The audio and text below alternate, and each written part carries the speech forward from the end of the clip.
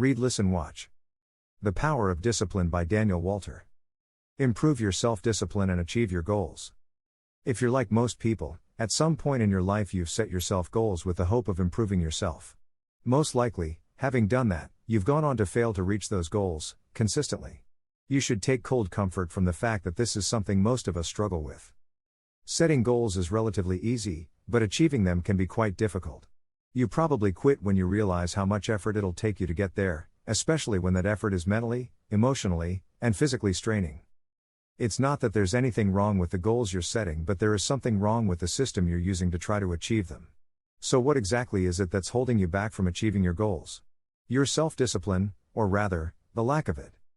In Daniel Walter's The Power of Discipline, you'll discover the power that self-discipline has in making you a more productive individual. If you want to change your life, you first need to learn how to take responsibility. That responsibility requires you to look at where you are now and where you want to be in the future. Others may be able to help motivate you, but ultimately it's up to you. You, and only you, have the power to change your life. So let's find out how. Self-discipline. Your first step to success is knowing what your goals are and what you want to accomplish. Take a moment to think about what you want to achieve and then what you'll need to do to achieve that. You're going to need to put in some real effort if you really want to achieve those goals, right? To stay on track and push yourself forward, what you need is great self-discipline.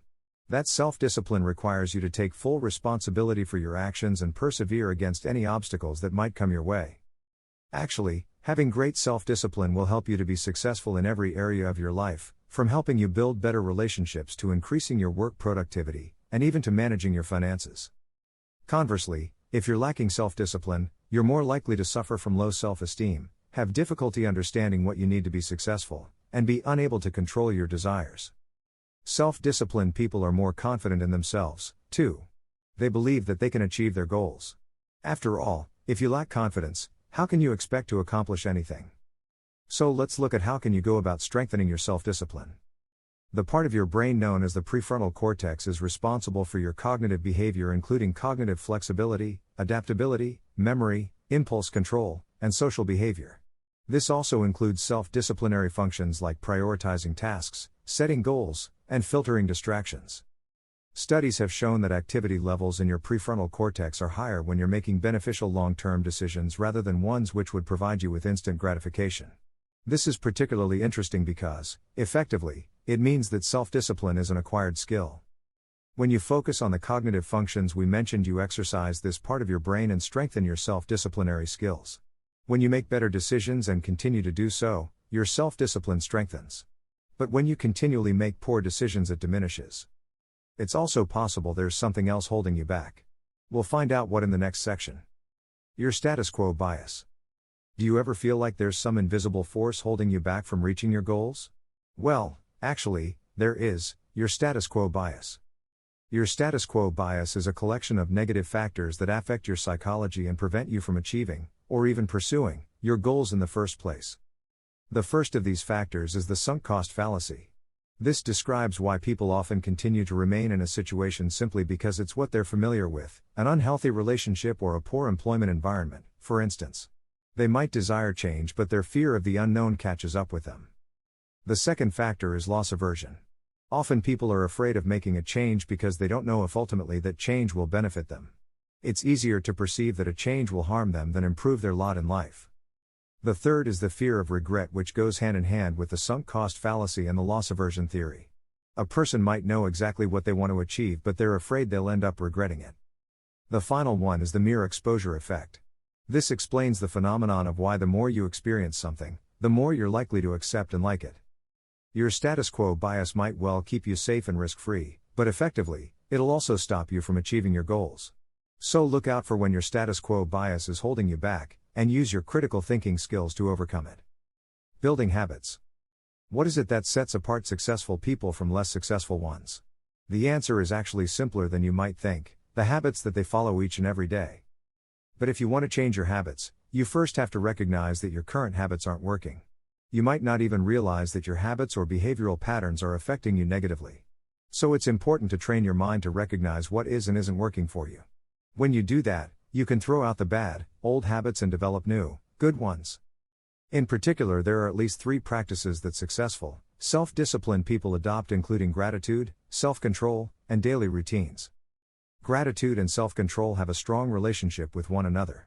In one study, for example, participants were offered a choice. They could accept a small amount of money immediately after completing a task or a larger sum of money at a later date. The more grateful the participant was, the more self-control they had in waiting to accept the larger sum of money. But what does gratitude actually mean? Well, put simply, it means being thankful and appreciative, something we should all practice more often. It's easy for us to take the simple things in life for granted, but we need to be more appreciative of those small things. Why not start a new habit of writing down 5 things that you're grateful for every night before you go to bed and reflecting on them?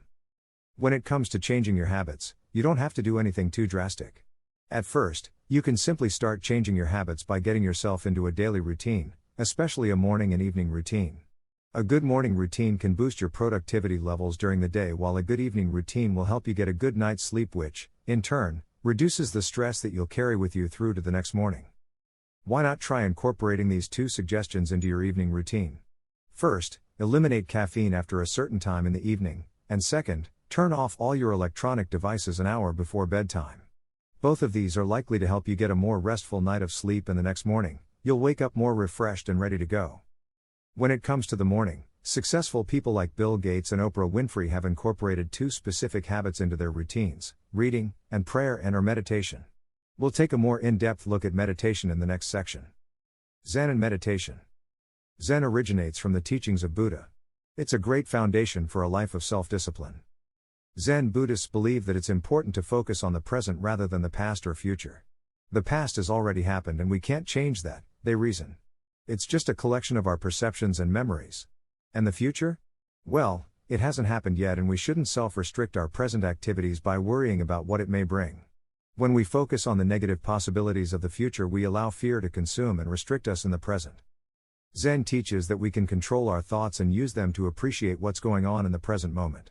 This doesn't mean getting what you want right away, it's about delaying gratification so you can enjoy the long-term results. Practicing Zen meditation helps reduce stress, enhances calmness, and promotes better decisions making. Breathing techniques associated with it will also help you remain calm in anxious moments. And understanding your thoughts will allow you to acknowledge them and redirect them to what's important to you. When you practice consistently, you'll be able to achieve inner peace. Now, you might be thinking that meditation is just sitting down with your legs crossed and trying to think of nothing, but there's much more to it than that. If you've never meditated before, or tried and failed, why not try what's called the just sitting technique?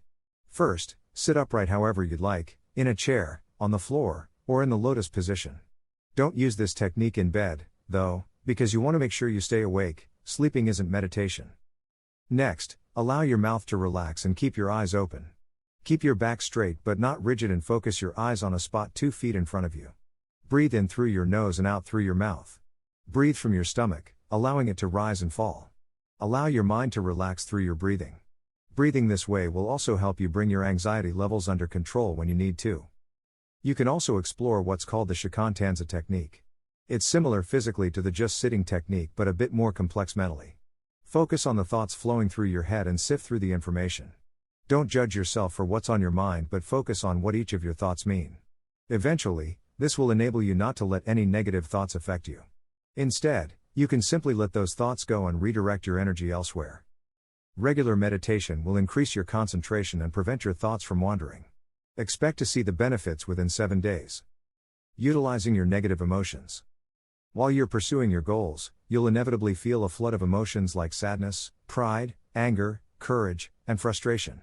But there's some good news: you can use these negative emotions to harness your self-discipline. Yes, really, those negative emotions can actually help you. When negative emotions arise, you probably feel like shutting down or quitting and using them as an excuse to get out of situations that make you feel uncomfortable. Don't just ignore your negative emotions, that's not healthy. Instead, use them to help ignite a positive change. Try to understand why you're feeling them.